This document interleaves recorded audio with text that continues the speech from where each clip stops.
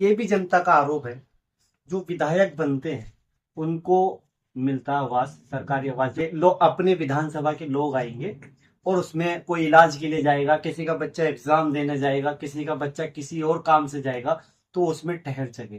पर जनता का आरोप है कि वो भी इन्होंने रेंट पे दे रखा है। इसमें कितनी सच्चाई है? अगर यह जनता आरोप लगा रही है तो उनका जवाब विधायक जी को देना चाहिए कि आखिर उनका आवास है कहाँ, और है तो वहां लोग जाते थे तो यह दिक्कतें क्यों आती थी। और अगर आवास किराया पर है तो यह और भी दृष्टिगोचर होता है। अच्छा सर, ये भी निकल कर आ रहा है कि पैरासूट वाले विधायक, ये पैरासूट वाले विधायक ये क्या सर? और फिर 2020 में इनको टिकट मिला, तो इस बीच में 10 से 20 के बीच में यह क्षेत्र में अगर रहते तो पैरासूट शब्द का प्रयोग। हम ऐसे ऐसे क्षेत्र में गए जो विधायक को जानते नहीं, नाम ही नहीं जानते सर। ये तो फिर एक विधायक को ना जाने जनता ही तो बहुत बड़ा सवाल है। बाकी 4 साल में अगर विधायक जी क्षेत्र नहीं गए हैं, उसी का यह फलाफल है कि वह कह देते हैं कि हम नहीं। हमारे साथ मौजूद हैं पार्टी के वरिष्ठ नेता, बीजेपी सरकार में बीजेपी से लगाव रखने वाले, तन मन से धन से जुड़े रहने वाले, एक ऐसा नाम जो चर्चित है। आप समझ ही गए होंगे, हम बात कर रहे हैं नीरज शांडिल्य। सर आपका बहुत बहुत स्वागत आपका भी बहुत बहुत धन्यवाद। है। जाने आप बहुत अच्छे से पार्टी को करीब से जानते हैं, नेताजी को भी करीब से जानते हैं। नेताजी को लेकर जनता जो कह रही है बेगूसराय की, इलेक्शन करीब है, चुनाव करीब है, तो क्या कहना चाहेंगे सर? देखिए, सोशल मीडिया के माध्यम से पिछले कुछ दिन से आप क्षेत्र के अंतर्गत आमजन और पार्टी वर्करों लीडरों से हमारे विधायक जी के बारे में ओपिनियन ले रहे हैं, और आपके द्वारा ही चलाए गए सोशल मीडिया के माध्यम से हमें जो हमारे विधायक जी के प्रति ओपिनियन आमजन के प्रति आ रही है, वह आप भी आकलन कर सकते हैं। हम तो पार्टी के वर्कर हैं और अच्छी तरह से देख रहे हैं, करीब से देख रहे हैं। उनके विधायक बनने से पहले उनको हम देख रहे हैं, विधायक होने पे भी देख रहे हैं। इसलिए यह आकलन जो आ रहा है वह संतोषप्रद नहीं है, यह मैं कह सकता हूं। अच्छा सर, देखिए, विधायक जी कुंदन जी, आप पूरी विधानसभा जानती है, जिस तरीके से हम विधानसभा में घूम रहे हैं तो लोगों का आरोप है, जनता का आरोप है, विधायक जी कभी हमारे क्षेत्र में आए ही नहीं, विधायक जी से कभी मुलाकात ही नहीं। हम ऐसे ऐसे क्षेत्र में गए जो विधायक को जानते नहीं, नाम ही नहीं जानते सर। ये तो फिर एक विधायक को ना जाने जनता, ये तो बहुत बड़ा सवाल है सर।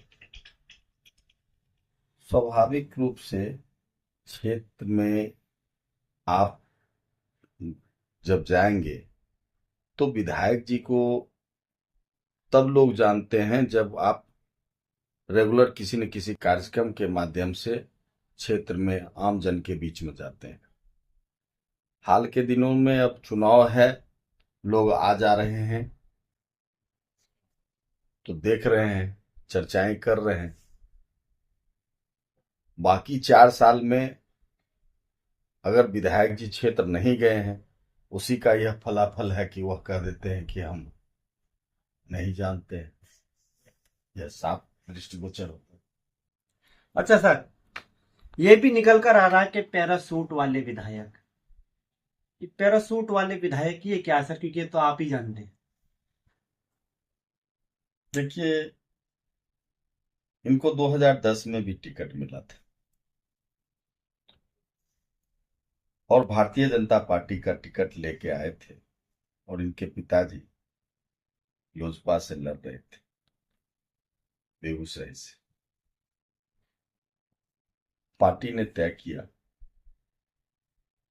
कि आप अपने बाबूजी को मनाएं, लेकिन यह करने में वो सफल रहे और टिकट इन्होंने वापस कर दिया। और फिर 2020 में इनको टिकट मिला। तो इस बीच में 10 से 20 के बीच में यह क्षेत्र में अगर रहते तो पैरासूट शब्द का प्रयोग नहीं होता। चुनाव लड़ने के लिए आए, मोदी और नीतीश कुमार के नाम पे जनता ने वोट दिया।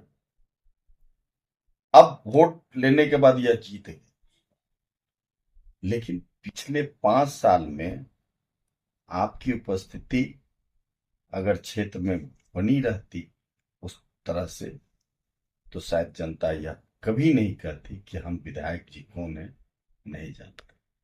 यह आत्मचिंतन का विषय है। एक बात सर ये भी है, हम लगातार विधानसभा में घूम रहे हैं, शहर में घूम रहे हैं। विकास को अगर देखा जाए सर, तो सांसद यहाँ से आते हैं, विधायक भी यहाँ से बीजेपी से ही आते हैं। विकास की अगर स्थिति की जाए तो कोई सड़क, कोई रोड हमें साफ नहीं मिला। देखिए, यह विधानसभा का नगर निगम क्षेत्र है, पंचायत का क्षेत्र है। विभिन्न स्तर पर विभिन्न लोगों के द्वारा यह कार्य करवाया जाता है। विधायक के क्षेत्र में जो भी काम हो रहे हैं उसका मॉनिटरिंग करना, वह भले किसी के योजना से हो, वह अच्छा हो रहा है या नहीं हो रहा, मॉनिटरिंग करने का काम है। अगर उनके पास यह सूचना जा रही है कि अमुक जगह पे काम खराब हो रही है या अमुक जगह पे यह काम होना चाहिए और नहीं हो रहा है, तो उसको स्वतः संज्ञान में लेके उसको करवाना चाहिए। ये मेरा।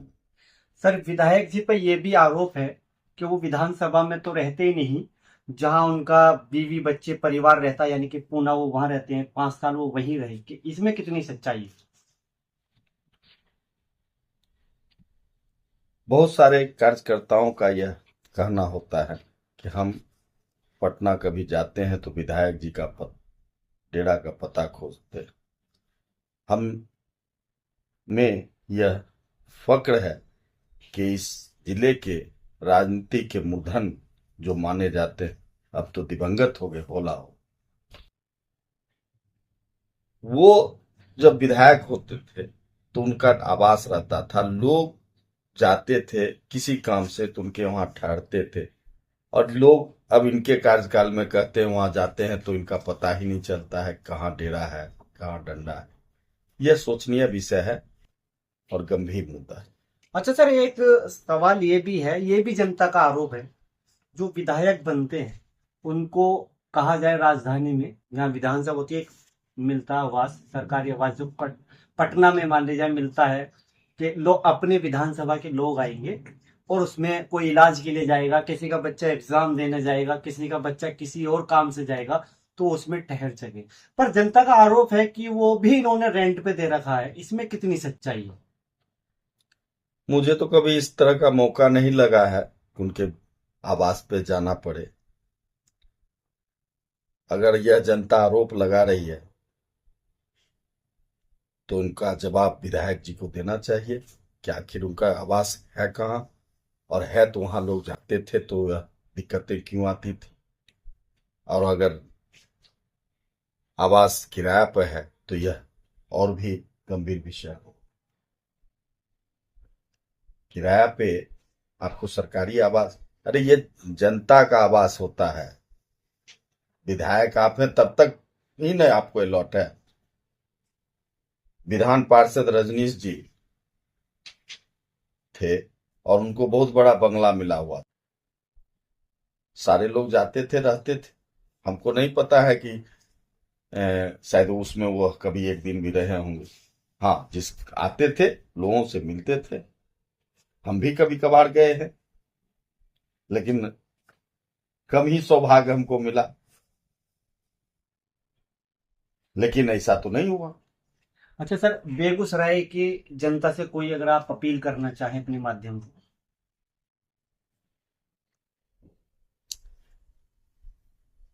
हम